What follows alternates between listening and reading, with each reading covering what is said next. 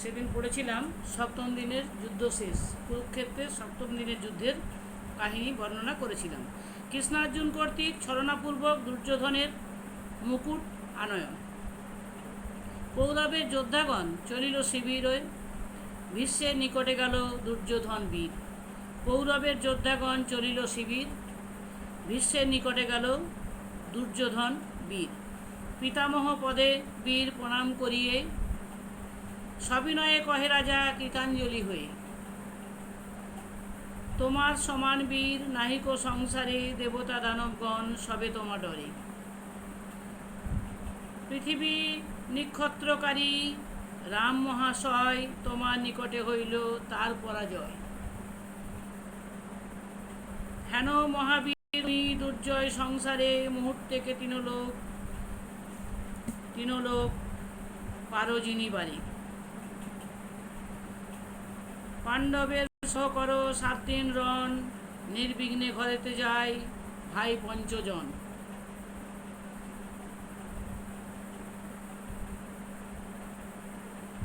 যদ্যপি রণেতে কালী, নাম আরো পাণ্ডবে, অপযশ হবে তব জগতে জানিবে। রুষিয়া উঠিল শুনি ভীষ্ম মহাবীর, তুন হইতে পঞ্চশর করিল বাহির।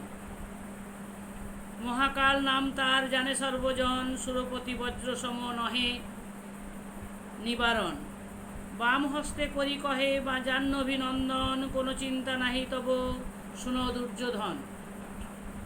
কালীরণে পাণ্ডবেরে নাসিবয়ে স্বরে, দেব দামোদর যদি ছল নাহি করে। কৃষ্ণের কারণে বাঁচে ভাই পঞ্চজন, নহে তার কিবা শক্তি সহে মমরণ।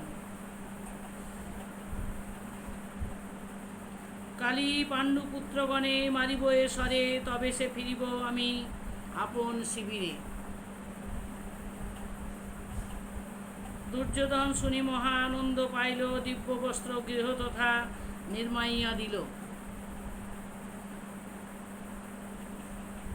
সেই গৃহে রহিলেন গঙ্গার নন্দন, দুর্যোধন মনে ভাবে জিনিলাম রণ।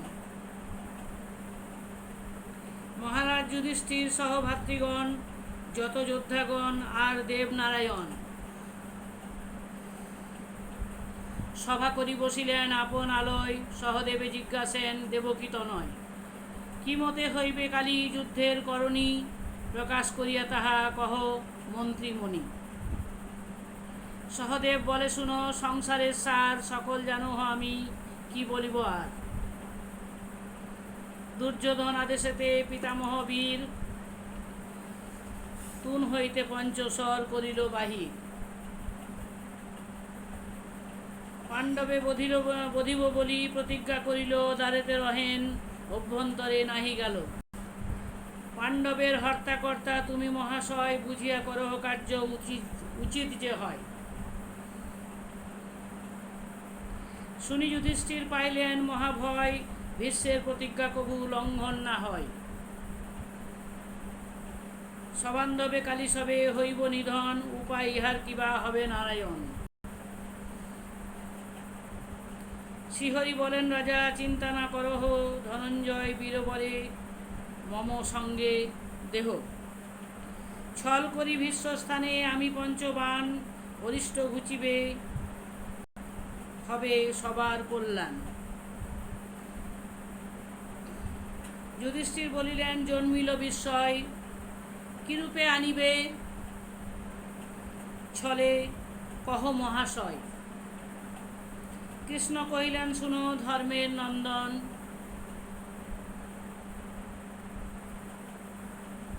কাম্যবনে তোমা যবে ছিল পঞ্চজন। দূত মুখে দুর্যোধন পেয়ে সমাচার, দুষ্ট মন্ত্রীগণ সহ করিল বিচার।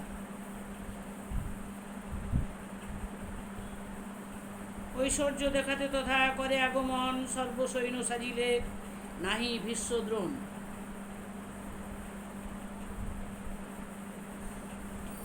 করিতে প্রভাস স্নান দিলে ঘোষণা, সবান্ধবে চলে আর যত পুরোজনা। তোমারে অমান্য করি প্রভাসেতে গেল, চিত্ররথ পুষ্পোদ্যান তথায় ভাঙিল। শুনি ক্রোধে আইল গন্ধর্ব বীরবর, দুর্যোধন সহ তার হইল সমর। কর্ণ আদি যত যোদ্ধা রণে ভঙ্গ দিল, স্ত্রীগণ সহিত দুর্যোধনেরে বান্ধিল। তখন সে বার্তা তুমি করিয়া শ্রবণ, অর্জুনেরে পাঠাইয়া করিলে মোচন।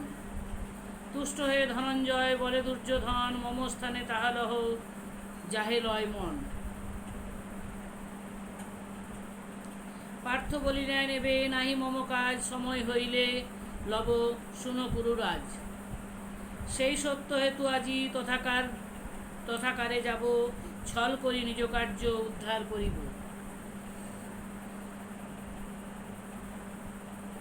এতেক বলিয়া হরি লইয়া অর্জুন, শীঘ্রগতি চলিলেন যথা দুর্যোধন।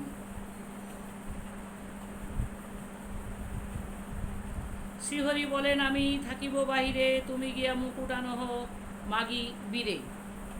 মুকুট মস্তকে দিয়া যাহ বিশ্ব, যথা স্বর মাগি আনহ ঘুচুক মনোব্যথা। শুনি পার্থ চলিলেন অতি শীঘ্রতর, দাঁড়ি জানাইল গিয়া নিপতি গোচর। শুনি রাজা দুর্যোধন তরিত ডাকিল, অন্তঃপুরে দিব্যাসনে পার্থে বসাইল। জিজ্ঞাসে কি হেতু হইল তব আগমন, যে বাঞ্ছা তোমার তাহা করিব পূরণ। অর্জুন বলেন রাজা পূর্ব অঙ্গীকার, মুকুট আমারে দিয়া সত্যে হও পার। শুনি দুর্যোধন নাহি বিলম্ব করিল, মাথার মুকুট আনি দুর্যোধনেরে মাথার মুকুট আনি অর্জুনেরে দিল। মুকুট পাইয়া বীর হর্ষিত মন, তথা হইতে চলিলেন ভীষ্মের সদন। মুকুট শিরেতে বাঁধি উপনীত পার্থ, দেখি বিশ্ব সমাদর করিল যথার্থ।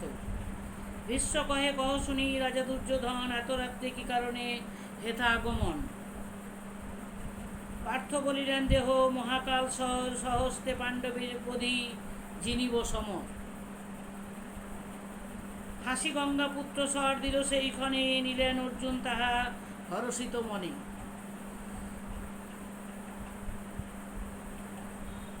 হেনকালে বাসুদেব দিলেক দর্শন, দেখি বিশ্ব জানিলেক সকল কারণ। বিশ্ব সবকিছু কৃষ্ণের চক্রের কথা, চক্রধারী মধুসূদনের সমস্ত ব্যাপারটা বুঝে নিলেন। কৃষ্ণপতি বলিছেন শান্তনু কুমার, কি হেতু প্রতিজ্ঞা ভঙ্গ করিলে আমার। শিব সমকাদি তব না জানে মহিমা, তব দেবগণ মুনিগণ দিতে নারে সীমা। অখিল ব্রহ্মাণ্ডেশ্বর জগতের পতি, আপনি হইলে তুমি পাণ্ডব সারথি। আমার প্রতিজ্ঞা ভাঙি রাখিলে পাণ্ডবে, তোমার প্রতিজ্ঞাকালী ভাঙিব আহবে। সান্ত্বনা করিয়া ভীষ্মে দেবকী নন্দন, অস্ত্র লয়ে দুইজন করেন গমন। পাণ্ডবগণের তাহে আনন্দ হইল, মৃত শরীরেতে যেন প্রাণ সঞ্চারিল। মহাভারতের কথা অমৃত সমান, কাশিরাম দাস কহে শুনো পুণ্যবান। ধন্যবাদ।